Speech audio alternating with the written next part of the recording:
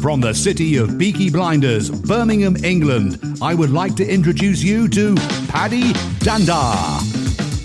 As the world becomes more automated and the robots take over, it's imperative that we build the right human skills for the future. So pull up a chair, grab a samosa or two, and make yourself very uncomfortable. So I'd love to know for this episode, which superpower you'd like to bring to the table. It has to be leadership. I think leadership is the force for good that the world desperately needs right now in enormous quantities. Got it. Wow. Leadership, that's quite a wide-ranging skill set and talent. So tell me more. Why does the world need good leaders? As if that wasn't obvious, but I'd love to hear it from you. Yeah, I mean, I think a lot of the crises that we're currently facing, whichever one you pick, even if you don't agree with them all, I think we can all agree the world is currently in crisis. They could all be solved with better leadership, with somebody having a vision for change and saying, this is the direction of travel, motivating, inspiring people, using empathy and steadying the course and doing it with leadership rather than doing it through dictatorship, rather than saying, I'm here and I can tell you what to do. We change people and their behaviors and their attitudes through leadership. We don't do that through dictating. It very rarely works. All we ever do is extract when we do that. And I think you just have to look at what's happened during the COVID pandemic. And I I should have prepped some data on this perhaps, but we know that the countries run by women leaders have had far fewer deaths, for example, from COVID. And there's a debate to be had about why. My personal theory is some people will say there's a female advantage for leadership. And I think it's very nuanced if that's there. I don't think we have the data to back it up. What I do absolutely see being true is that right now, the playing field for leadership is unequal. Women have to outperform men to get to the same level. Right? We can then have a separate debate about whether or not women or men are better innately at leadership. I don't want to get into that. I think we need some organizational psychologists to have a look at that for us. That's their job. That's great. I have my own views, but that's irrelevant. The key thing is if you have to perform better to get to the same level, guess what happens? Those female leaders of countries, they are extraordinary compared to their male peers because it was unfair to get them there. And that just shows you how powerful great leadership is, because great leadership actually is saving lives. I think that's what we need more of. We need better leadership to change companies and organizations. Even if you just take a small company, for example, and I've worked for a number of companies over the years. Obviously, I now run my own business, but the companies I've worked with, whatever their size that have done well, it's because they've had a really strong leader or 10, depending on the size, at the helm. Great leadership can do so much. Poor leadership where the person's inconsistent, maybe they're more of a manager than a leader. They spend a lot more time, changing their minds because they're not confident in themselves and their own opinions. Everybody is uncomfortable. Everybody is unhappy. Nobody knows what they should be doing. Everybody's inconsistent. You can have people that disagree with your vision, but who will follow you because you're very clear and consistent. Whereas if you're not clear and consistent, which is far, far too common, just look at our politicians right now. I would say there's a complete lack of consistency, whatever else you think about politics in the world right now. Consistency is a problem. Great leadership requires that consistency. And when you have that, extraordinary things happen. When you do look around at politics, there's very few countries, I think, where the people will say, we are absolutely proud of our leaders who are in politics. It's quite a difficult question to answer as to who is it that you admire. So yeah, absolutely with you on that.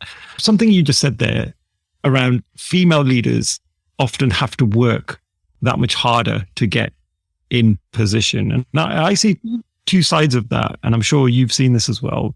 But there are some female leaders that have to then almost be more mean to be able to get to those positions. Right. And I think that's a real shame because I've felt the wrath of some of those women where they've just had to be much meaner than maybe their male counterparts. Mm-hmm.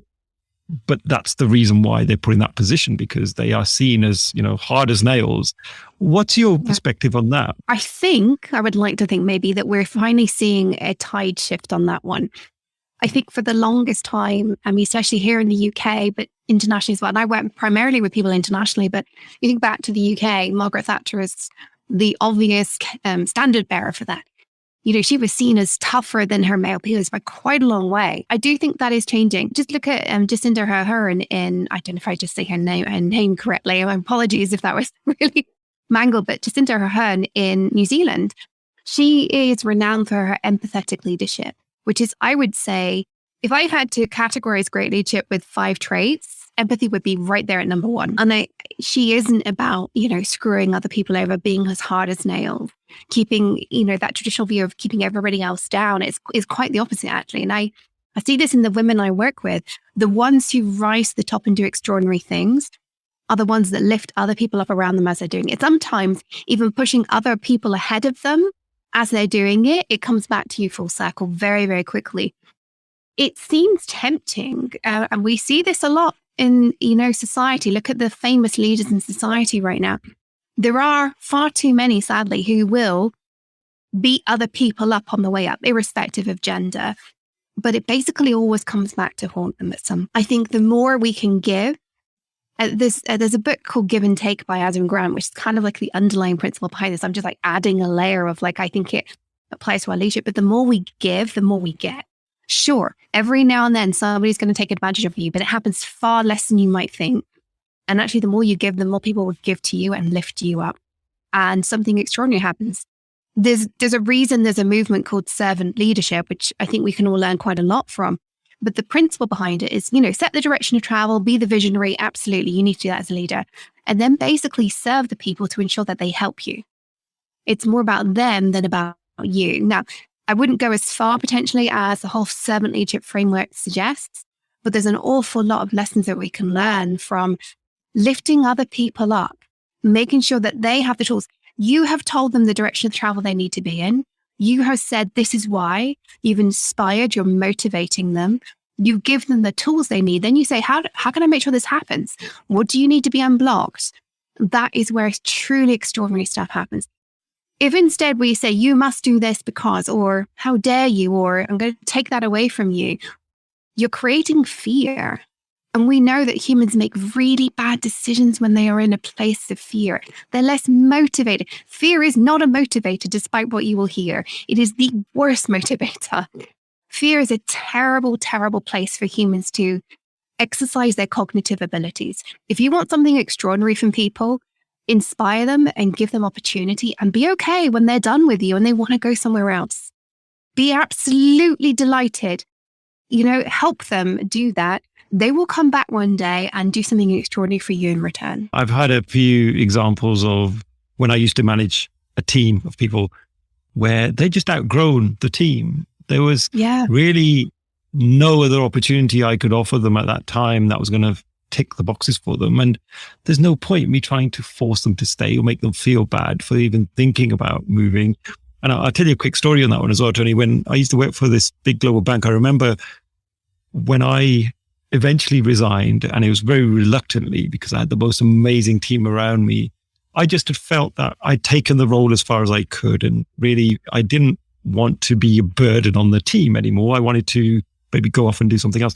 But my leader at the time was a lady called Gabrielle Patrick, and she was the most phenomenal leader I've ever worked for. And I was literally in tears when I was having this conversation with her. I was having it over the phone, and it was hilarious because she was coaching me through this conversation. She goes, I can see this is very emotional. Like, take a deep breath, breathe. And she was coaching me through this conversation. And when I told her the news, she was like, oh my God, is that all it was? Like, come on. And she's telling me that it's all okay. And at the end of the conversation, she said, you know what? I think you're doing the right thing. I think this is the right thing for you. So it just goes to show when you have a leader with that type of attitude, you would just appreciate them that much more. So I've got a question for you. Is leadership something you're born with, the skills that you need? Are they things that you're born with, or can we build them over time? I am so glad you asked that question. I think this idea of being born with leadership is absolute BS. And I think we need to stop talking that way, because we promote people because they're they have leadership traits that we've decided somehow. And actually, with the work I now do, because I coach people to be great leaders, and it's hard work, by the way. I would say being a great leader is as hard as learning to be a great techie. I was a full-time programmer by training, which I know is very old-fashioned, very divisive, but that's it. I would say leadership is harder than being a full-time programmer. Even doing parallel programming on a supercomputer, leadership is harder to do it really, really well. And to be a leader, you need both. You need the technical capabilities that give you the reputation, whatever that is, whether you're a techie like you and I or something else.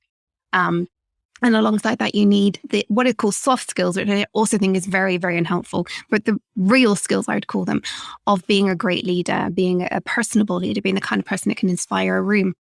And nobody wakes up with those. Nobody has them innately in this. I think that we need to work as hard as we do to develop those as we do our hard skills. Again, do not like that differentiation between the two. For example, executive presence, one of the things I spend so much time working on. Self-awareness. I'm yet to find a human who wakes up with lots of self-awareness. My nephew, actually, 6-year-old, most adorable little child on the planet. I say that, I think all 6-year-olds are adorable, but he is extraordinary. He is developing this extraordinary empathy. But, and maybe he has an innate aptitude towards it, but he is being nurtured in it by his parents and by the extended family, and by his school teachers, because he has this innate aptitude. If he wasn't being nurtured, it would be suppressed and pushed down. And so I do think that we really need to recognize that leadership traits, particularly the ones that will help you as an executive, if that's where you're headed, they go well beyond what you can just have as innate abilities. Yeah, I love that, because we see constantly people surprise you in teams where we may thought of somebody as not having a certain skill set, or they've never done that thing before, but then they are given a go, they're given the right support, and all of a sudden they're like rock stars in it. And you're standing back thinking, I never knew you had that within you. But actually there's probably an element that they had within them, but it's never come out before. They've never really had the support, and they've never perhaps had the confidence or the coaching around them to really get that out of them. So I think you're absolutely right. I think as human beings, we just don't know what our capabilities are, right? Mm-hmm. We've got so much that we can offer. And people always say, oh, go do your passion. Well, I've probably got like 100 different passions. Like, which one of them should I really go after? Right? Is it the one that's going to give me the most money, or is it the one that's going to make me happy? Like, what is that thing? And I would say, personally, do as many of those as you can, because then you'll probably end up on one of them, which is something that is truly your purpose. And it sounds like you've landed on that passion for you. So it's fantastic to hear someone so passionate about a topic. So Toni, we're running out of time. What I'd love to know is the work that you do. Tell us a little bit more about that. You've run your own business and you're helping people in terms of their leadership skills. So just give us a flavor of the type of work you do. And if anyone wants to get in touch with you, how can they do that? Okay, thank you for the opportunity. So yes, I am primarily a coach. As I said, I focus on women in technology. My passion is making sure more women are in leadership careers that are both fulfilling for them and changing the world, right? So I help women on the basis that I also then hope that's changing the world.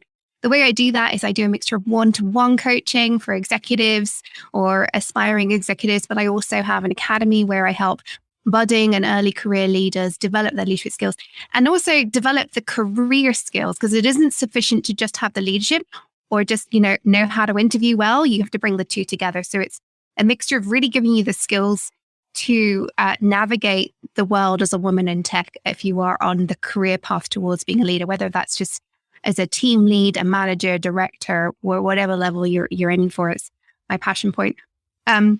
You can find out all about my services at tonicollis.com. You can also find me on LinkedIn. Always happy to connect with anybody on LinkedIn. You don't have to be a woman to connect with me. In fact, you don't have to be a woman to follow my podcast, which is also linked on LinkedIn, Leading Women in Tech. There's lots of great leadership nuggets of wisdom in there, irrespective of your gender. I just talk to women. So yeah, that's where you can find out more about me. Oh, superb. And yeah, I can vouch for that. I connected with Toni and she accepted my request. So hey, if I get accepted, then I'm sure others can too. So thank you so much, Paddy. It's been such a pleasure talking to you. I feel like the time's just flown. So that's usually a good sign of an episode. So really appreciate your time today. Thank you so much. It's been my absolute pleasure. Thank you for having me on the show.